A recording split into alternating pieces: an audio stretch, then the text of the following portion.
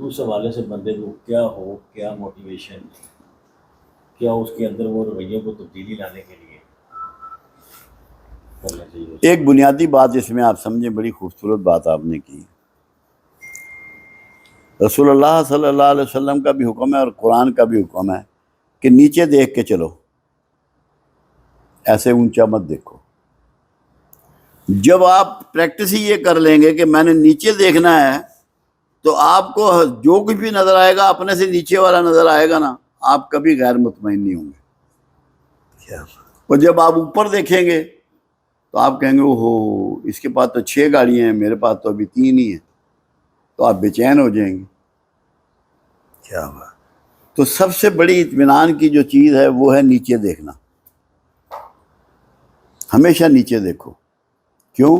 اللہ کے سسٹم میں، کائنات میں ہر چیز چھوٹی بڑی ہے، طاقتور اور کمزور ہے، پھیلی ہوئی اور سکڑی ہوئی ہے۔ یہ کائنات کا سسٹم ہے۔ اس میں اگر جیسے آپ کی انگلیاں چھوٹی بڑی ہیں نا، ان میں گرفت نہیں ہو سکتی پراپر اگر ان کا سائز ایک ہو، نہ حسن ہوگا۔ برابر کائنات کا حسن یہ ہے کہ اس میں تفریق ہے، متضاد چیزیں ہیں، کوئی کسی شکل کا، کوئی کسی رنگ کا، کسی کا نسب کوئی، کسی کا لباس کا پسند کوئی، کسی کی زبان کوئی، کسی کا کھانے کا ذائقہ کوئی۔ یہ جو تضاد ہے نا چیزوں میں، یہ اس کا حسن ہے۔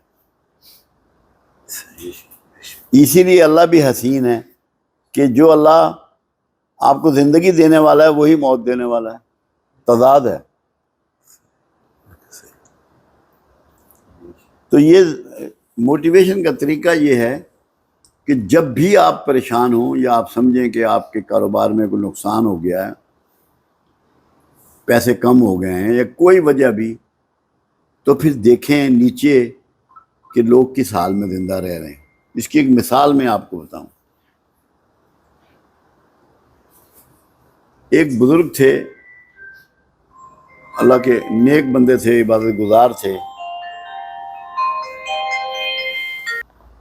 تو مسجد میں گئے، ان کو ساری زندگی جوتے نصیب نہیں ہوئے، اور اللہ سے دعا کی کہ پروردگار مجھے جوتے عطا فرما دے، میں 40 سال کا ہو گیا ہوں، ابھی تک میرے پاس جوتا نہیں ہے۔ جب باہر نکلے تو ایک شخص کھڑا ہوا تھا جس کے دونوں پاؤں نہیں تھے، تو دوڑے بھاگ کے اندر چلے گئے کہ تیرا شکر ہے کہ تو نے میرے پاؤں تو دیے ہیں۔ کیا بات! کیا بات! بس یہ اصول ہے، جو تمہارے پاس ہے اس کا شکر ادا کرتے ہیں۔ کیا بات! الحمدللہ۔ پھر آپ بچ جائیں گے فرسٹریشن سے، نا امیدی سے۔ اور اگر آپ، کیونکہ جو چیز سب سے زیادہ انسان کو ڈیسپریٹ کرتی ہے وہ کمپیریزن ہے۔ جب آپ موازنہ کرتے ہیں اپنے کا اور دوسرے کا، اس کو کہتے ہیں کمپیریزن۔ یہ سب سے خوفناک چیز ہے پورے نفسیاتی مسائل میں انسان کے۔ یہ انسان کو غصے میں مبتلا کرتی ہے، مایوسی میں مبتلا کرتی ہے، خودکشی کرنے پہ مبتلا کرتی ہے، ماحول کو فساد پھیلانے پہ مبتلا کرتی ہے۔ کمپیریزن نہیں کرنا۔ بالکل سر۔ نفسیات میں 3 چیزیں ایسی ہیں جو بڑی تباہی لے کے آتی ہیں۔ ایک کمپیریزن، ایک کمپٹیشن۔ جب کمپیریزن آپ کریں گے تو کمپٹیشن پیدا ہو جائے گا، اور کمپٹیشن جب ہوتا ہے تو پھر آپ کمپلینٹ کرتے ہیں۔ تو کمپلینٹ سے مایوسی شروع ہوتی ہے۔ جب تک شکایت نہیں ہوگی نا امیدی نہیں ہوگی۔ تو ان 3 چیزوں میں آپ بس کمپیریزن سے بچ گئے تو کمپٹیشن سے بھی بچ جائیں گے اور کمپلینٹ سے بھی بچ جائیں گے، تو محفوظ ہو جائیں گے، مطمئن ہو جائیں گے۔ کیا بات! انہوں نے اگلی زندگی چ کوئی ایسا آ گیا دور کہ مٹیریلزم آ گیا بابا جی کہ یہ ہوں چیزاں ضروری نے، مٹیریل دے وچ پھسے نے بیچارے، تے یہ واسطے کہ کوئی طریقہ کار کرن کہ کم از کم انہاں دی زندگی اپنی سموتھ ہو جائے اور انہاں دا ٹارگٹ جڑا ہے انہوں کو متعین کر لون طریقے نال۔ جی دیکھیں یار، بات یہ ہے، میٹیریل تو ہماری زندگی کے ساتھ جڑا ہوا ہے۔ ہمیں خوراک روز چاہیے، لباس روز چاہیے، رہائش روز چاہیے، بیمار ہوں تو علاج روز چاہیے، یہ ضرورتیں ہیں. مگر جب یہ ضرورتیں ہم اخلاقیات کے قیمت پر حاصل کرتے ہیں تو پھر ہم نفسیاتی مریض بن جاتے ہیں. ضرورت ہے. میں نے پہلے ہی بات بتا دی کہ جب وہ کمپیریزن کریں گے نا پھر یہ دوڑ لگا دیں گے اس کے پیچھے. وہ جو دوڑ لگائیں گے، اب لکھا تو جو ان کے نصیب میں ہے، کیونکہ قرآن ایک بات واضح کرتا ہے کہ جس کو چاہوں کشائش والا رزق دوں، جسے چاہوں ناپ تول کے دوں، جسے چاہوں امیر کروں، جسے چاہوں غریب کروں، جسے چاہوں نہ دوں. تو جب یہ فیصلہ اللہ کا ہے تو دوسرے کے پیچھے اپنے آپ کو بے چین نہ کریں، اپنی سچائی سے محنت کریں. اور اللہ کا ایک وعدہ یہ ہے کہ محنت کا معاوضہ میں دیتا ہوں. جب آپ محنت کریں گے، اور اللہ تو سچا ہے، اس کا وعدہ سچا ہے، تو آپ کو معاوضہ ضرور دے گا. یہ ہو نہیں سکتا، جتنی محنت کریں گے اس کے مطابق معاوضہ ملے گا. اب یہ ذرا محنت کو بھی سمجھنا ہے. یہ سب سے ضروری بات یہ ہے کہ محنت کو ہم سمجھ جائیں. ہمیں محنت کی سمجھ نہیں ہے. محنت تو وہ بھی کر رہا ہے جو سڑک پہ پتھر توڑ رہا ہے، جسمانی دھوپ میں بیٹھا ہے، وہ گرمی میں بیٹھا ہے، اس کے ہاتھ بھی استعمال ہو رہے ہیں، اس کے پاؤں بھی استعمال ہو رہے ہیں. معاوضہ تو اس کو 500 روپیہ یا 600 روپیہ مل رہا ہے. دماغ سے لے کے پیر کے ناخن تک کی جتنی قوتیں ہیں سب کو یکجا کر کے پٹ کرنا محنت ہے. جب وہ کریں گے نا تو نتائج غیر معمولی ہوں گے. اگر کچھ حصے جسم کے استعمال کریں گے تو ان نتائج اس کے مطابق ہوں گے. دماغ کو سوچ و بچار، علم، حکمت، دانائی، اس سب کو استعمال کرنا ہے. اگر ریسورسز ہیں، تعلقات ہیں، ان کو بھی استعمال کرنا ہے، دعاؤں کو بھی استعمال کرنا ہے. تب کامیابی یقینی ہے. دنیا کی کوئی طاقت آپ کو ناکام نہیں کر سکتی. بے شک. کانوں کو استعمال کرنا ہے، منہ کو استعمال کرنا ہے، بات اچھی کرنی ہے، سچی کرنی ہے، سمجھداری کی کرنی ہے. دماغ کو استعمال کرنا ہے. دماغ کو استعمال کریں، تعلیم حاصل کریں میکسیمم. ہر زمانے میں علم بڑھتا ہے. میرا ایمان تو یہ ہے کہ جب تک نیا سورج نکلتا ہے نئے علم نکلتے رہیں گے. روز سورج طلوع ہوتا ہے، روز نئے علوم آئیں گے. علوم سے جڑ جائیں. علوم سے جڑنے کا مطلب یہ ہے کہ آپ اللہ سے جڑ گئے، اللہ سے وابستہ ہو گئے. سب سے بڑا عالم وہی ہے، وہی علم والا ہے. بے شک. جو اللہ سے وابستہ ہو جائے اسے کوئی ناکام نہیں کر سکتا. تو کوشش کریں کہ علم حاصل کریں. میں جہاں بھی، پولیس میں بھی، فوج میں بھی، جہاں بھی جاتا ہوں، ایک آدمی بھرتی ہوا ہے، وہ بی اے ہے، بی اے ہی ریٹائر ہو گیا ہے. وہ کہاں آگے بڑھے گا؟ اپنی تعلیمی قابلیت کو روز بڑھائیں، ٹیکنالوجی کی تعلیم حاصل کریں، دیگر علوم حاصل. تعلیمی قابلیت کو بڑھائیں. اس کے لیے آپ کو رات کو بیٹھنا پڑے گا، جاب سے جا کے کام کرنا پڑے گا، گپے نہیں مارنی پڑیں گی.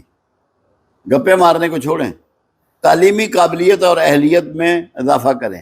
اگر وہ ہو گیا تو کوئی دنیا کی طاقت آپ کو کامیاب ہونے سے روک نہیں سکتی. یہ اللہ کا سسٹم ہے، اور اللہ کا سسٹم سب کے لیے یکساں ہوتا ہے. پھر کھلونوں پہ چلتے ہیں. پھر اس طرح جس طرح جوان ہوئے ہیں نا، اسی طرح زندگی میں آگے بڑھنے کا سوچیں. ایک دم جوان ہونے کا مت سوچیں. استقامت قائم رہے گی. اگر تیز امیر ہونا چاہیں گے، تیز بڑا ہونا چاہیں گے، تو بے چینی کے علاوہ کچھ نہیں ملے گا. اور وہ خرگوش والی بات ہے کہ وہ پیچھے رہ جائے گا. استقامت کے لیے ضروری ہے کہ چھوٹے سٹیپ لیں. جو ہائکنگ کرتے ہیں نا، کو پیمائی، وہ کیا کرتے ہیں اس کو آپ سمجھیں. وہ ایک میک ٹھونکتے ہیں، پھر اس کو چیک کرتے ہیں کہ یہ پکی ہو گئی، پھر اس پہ پاؤں رکھتے ہیں، اور جب اس پہ پکے کھڑے ہو جاتے ہیں تب دوسری میک ٹھونکتے ہیں. دس از اے وے ہاؤ ٹو بیکم استحکام. کہ ایک میک ٹھونکیں، اس کو کنفرم کر لیں، پھر دوسری ٹھونکیں. ایسے نہ کریں کہ ایک سٹیپ لیا پھر دوسرا لے لیا، ادھر کو تیر مار لیا ادھر کو. نہ وہ چوچو کا مربع بندہ بن جاتا ہے. اس کے پروگرام میں صداقت نہیں رہتی، ہولڈ نہیں رہتا. ہولڈ کر کے چلیں. میں ایک دن بتا رہا تھا کہ کسی اندھے کا ایکسیڈنٹ سنا آپ نے کبھی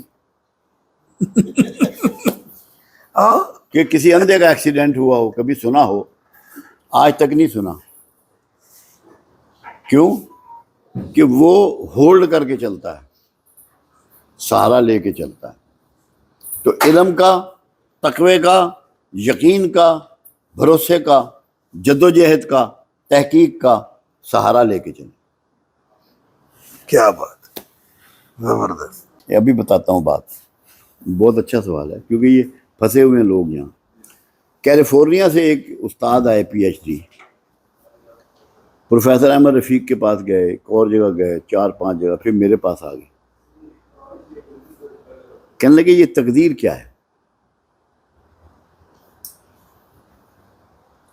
میں نے کہا جی 2 بندے ہیں، ان کے پاس قیمتی ڈاکومنٹ ہیں، وہ گھر سے نکلے، ایک نے موسم دیکھا کوئی بادل نظر آ رہے ہیں تو اس نے چھتری لے لی، اور ایک نے کہا خیر میرے جی جو لکھیا ہوئے گا وہ دیکھا جائے. ہاں بارش آ گئی، اس نے چھتری کھول لی، اس کے ڈاکومنٹ محفوظ رہے. جس نے چھتری نہیں لی تھی اس کے سارے کاغذ بھیگ گئے، ضائع ہو گئے، پراپرٹی کے تھے یا جو بھی تھے. اس نے کہا ہائے میری قسمت. تو مجھ سے میں نے کہا اب اس میں بتاؤ تقدیر کا دخل ہے یا تساہل کا دخل ہے؟ اس نے تساہل کیا کہ شعور کی بات کو اپلائی نہیں کیا. اب وہ اللہ کو کوس رہا ہے کہ تقدیر میں خرابی ہے. صحیح.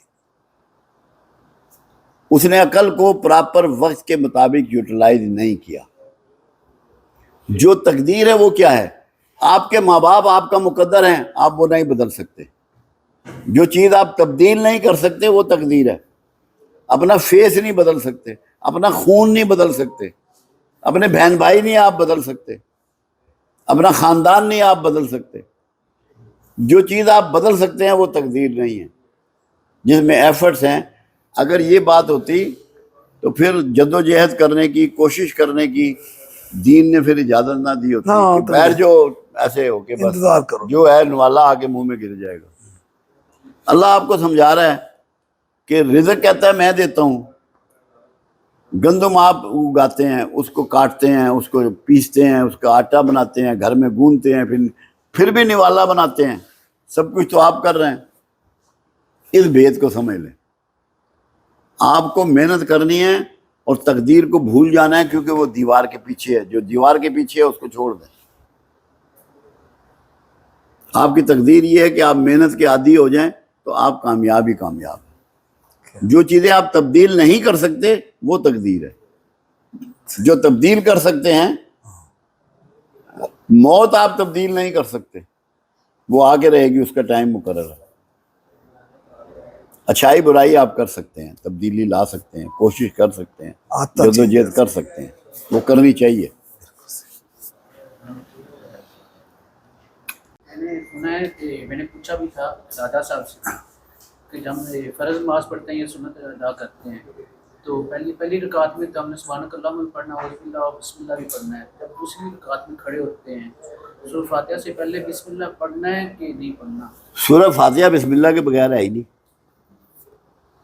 جب دیکھو آیات اگر پڑھ رہے ہیں نماز شروع، پہلے سمجھ لینا آپ بات.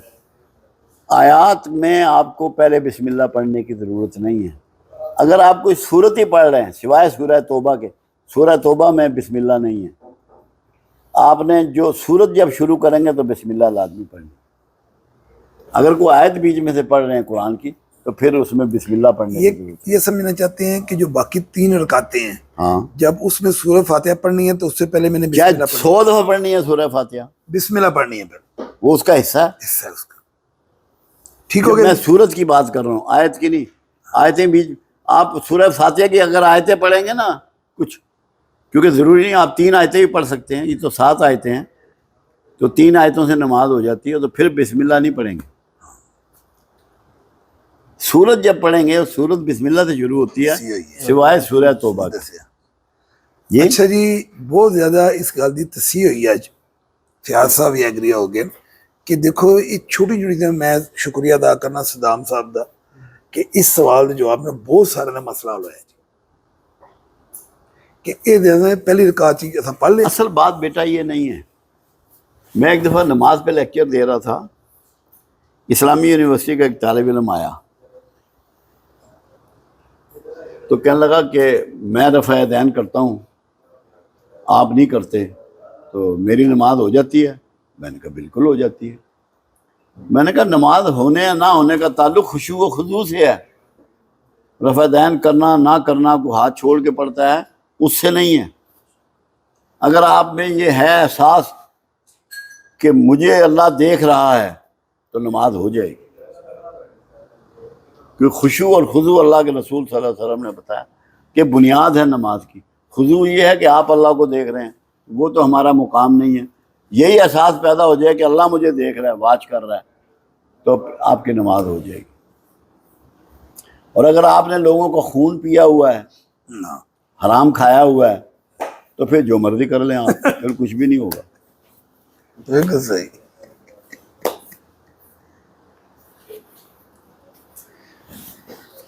بہت شکریہ جی، بڑی مہربانی بابا جی۔ آج یہ سارے جڑے نا انہاں دا بڑا سوال سی، چلو اچھا ہے، نوجوان بڑا ہیں۔ اچھا ہو گیا انگ واسطے۔ اپنی صحتوں کا خیال رکھیں، صحت ایمان سے بھی پہلے ہے۔ کیوں؟ آپ صحت مند ہوں گے تو ایمان پہ چلیں گے نا، اچھا ورنہ کیسے چلیں گے؟ جو ورنہ قومے میں چلا جائے، فالج میں چلا جائے، تو یہ کرے گا۔ کہاں کیا ہے پھر، کدھر گیا ایمان؟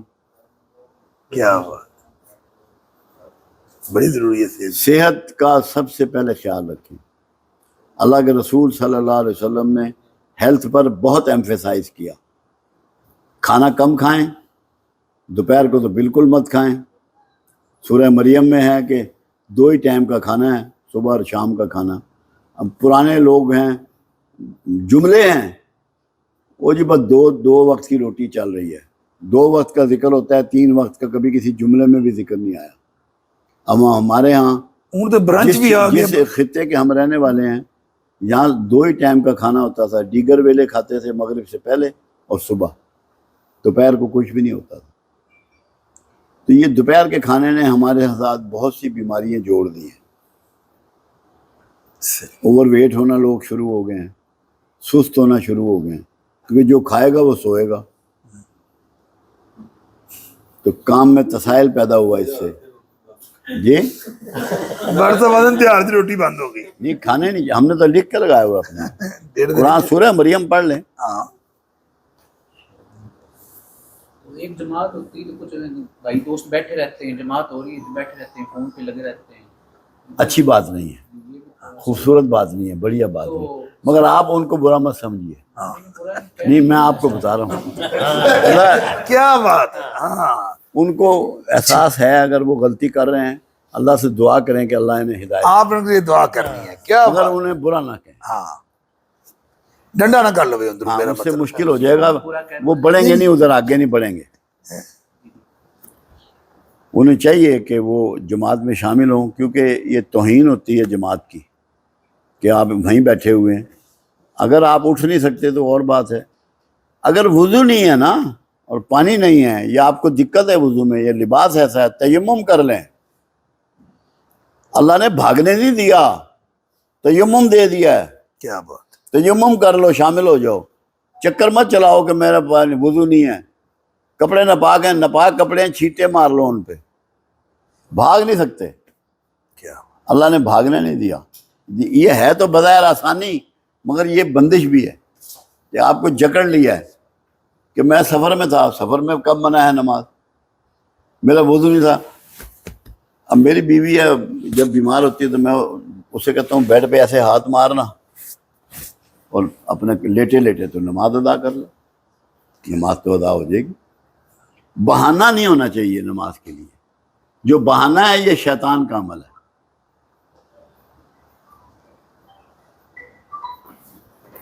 تو کوشش کریں کہ جس حال میں بھی ہیں اسی میں پڑھ لیں، آپ کی ہر طرح قبول کر لے گا۔ کیا بات ہے، ہاں صحیح بات ہے۔ کریں صحیح۔ بعض دفعہ لوگ نمازیں بھی اس طرح چھوڑ دیتے ہیں کہ نمازیوں کو جب بےایمانی کرتے ہوئے دیکھتے ہیں نا وہ کہتے ہیں اس نے اسی بے نمازی چنگے ہیں۔ کیا بات ہے، زبردست۔ وہ مذاق نہیں کیا میں نے، وہ آدمی کدی پڑھدا پیا، ہن 3 فائلاں نے جڑیاں کسے نے دے کسے نے دتیاں سے۔ میں بتا رہا ہوں، یہ بھی ایک ریزن ہوتا ہے۔ یہ بڑا، مگر اس میں اصل بات کیا ہے، میں انڈیا میں لیکچر دے رہا تھا سہارنپور، ایک شہر ہے ان کا بہت بڑا، تو ایک بچہ آیا، عتیق نام تھا یا کیا نام تھا اس کا، مجھے اس نے گھٹنے پکڑ لیے، کہتا ہے بابا جی مجھے کوئی نصیحت کریں، اور میں کہا میں نے نصیحتیں کبھی نہیں کی یار، یہ میرا لائن نہیں ہے۔ کہتا ہے نہیں جی میں تو جاؤں گا ہی نہیں، چھوڑوں گا ہی نہیں، پیر ہی آپ کے نہیں چھوڑوں گا۔ میں نے کہا اچھا اپنی ڈائری یا کوئی چیز لا، میں اس پہ تجھے لکھ دیتا ہوں۔ تو میں نے اس پہ لکھ دیا اللہ تجھے اندھا کر دے، سائن کر دیے، اپنے ڈیٹ ڈال دے۔ کہنے لگا جی یہ کیا، مجھے تو اس کا مطلب سمجھائیں۔ میں نے کہا اللہ تجھے اندھا کر دے اپنے اعمال سے کہ تو ان پہ فخر نہ کر سکے، کیا بات ہے، اور اللہ تجھے اندھا کر دے دوسروں کے اعمال سے کہ ان پہ معترض نہ ہو سکے۔ کیا بات ہے، بس یہ دو چیزیں اپنا لو، اللہ آپ کا حامی و ناصر۔ لاگو کی گئی کہ یہ تمہیں فحش و منکر سے روکتی ہے، تو گول کیا ہے، نماز یا فحش و منکر سے رکنا؟ فحش و منکر سے رکنا۔ اس کو اصل کو سمجھے۔ روزے کے لیے تمہیں کہا گیا کہ یہ تمہیں صاحب تقویٰ بناتا ہے، تو گول کیا ہوا، روزہ یا تقویٰ؟ تقویٰ۔ تو جو متقی نہیں بنتا روزہ رکھ کے، وہ مذاق کر رہا ہے اس پروگرام سے۔ زکوٰۃ کیا ہے کہ تیرے مال کا پاک کرنا، یزکی کرنا، جی پاک کرنا تیرے مال کا۔ آپ کا حرام مال بھی آ رہا ہے اور زکوٰۃ بھی دے رہے ہیں، تو وہ زکوٰۃ ہے؟ اصل میں تو حرام سے روکنا ہے، حرام کو پاکیزہ کرنا ہے۔ آپ کو حرام سے روک کے کہ مال تمہارا پاک ہو جائے، اس میں سے اللہ کی راہ میں نکل گیا، یہ مال پاک ہو گیا، تو حرام بھی آ رہا ہے، رشوت لے رہے ہو، کم تول رہے ہو، ہیرا پھیری کر رہے ہو، جھوٹ سے سودے کر رہے ہو۔ ہر چیز کے گول ہیں، ہر فرض کے، ان کے مقصود تک جانا ہے جو ہم نہیں جا رہے۔ ہم اس کے ریچول تک رہ گئے ہیں، جو اس کی روایت ہے اس تک سجدہ کیا، رکوع کیا، قیام کیا۔ مقصود کیا ہے اس کا، اللہ چاہتا کیا ہے، ہم ادھر گئے نہیں۔ وہ اس کی روحانیت ہے، وہ اس کی طریقت ہے، وہ اس کی نیت ہے، ادھر تو ہم جا ہی نہیں رہے۔ حج ہے، حج کس لیے ہے؟ جو حج کر رہا ہے اور اس کی دشمنیاں باقی رہیں، اس نے حج کیا ہی نہیں، وہ تو مذاق ہے۔ حج تو اللہ کے رسول فرماتے ہیں کہ ان 5 دنوں میں کرنے کے بعد تو ایسے ہو جاتا ہے جیسے معصوم بچہ۔ معصوم بچے کی کسی سے جھگڑا ہوتا ہے، فساد ہوتا ہے، لڑائی ہوتی ہے، ضد ہوتی ہے، کینہ نہیں آندا، اصل کینہ ہوتا ہے، حسد ہوتا ہے، کیا ہوتا ہے اس کا؟ تو یہ اگر نکال کے نہیں آئے ہو تو کیا تم نے حج پرفارم کر لیا؟ نہیں کیا۔ اس کے مقصود کو سمجھے، ہر عبادت کے مقصود کو اللہ نے ساتھ جوڑا ہے، کہ گول دے دیا کہ یہ اچیو کرنا ہے۔ پڑھے جاؤ نمازیں اور تم باز نہیں آ رہے ہو، مطلب ہے فحش و منکر سے نہیں رک رہے، تو پھر اس کا مطلب ہے تم سمجھ لو ابھی تمہاری نمازیں اللہ کے ہاں رجسٹر نہیں ہوئی۔ جب اللہ کے ہاں تمہاری نماز رجسٹر ہونی شروع ہو جائے گی، تم فحش و منکر سے رکنا شروع ہو جاؤ۔ بڑا آسان ہے، کوئی دین میں کوئی مشکل بات نہیں ہے، ہماری سمجھ کا فرق ہے۔ جی بالکل صحیح، جی یہی گل ہے۔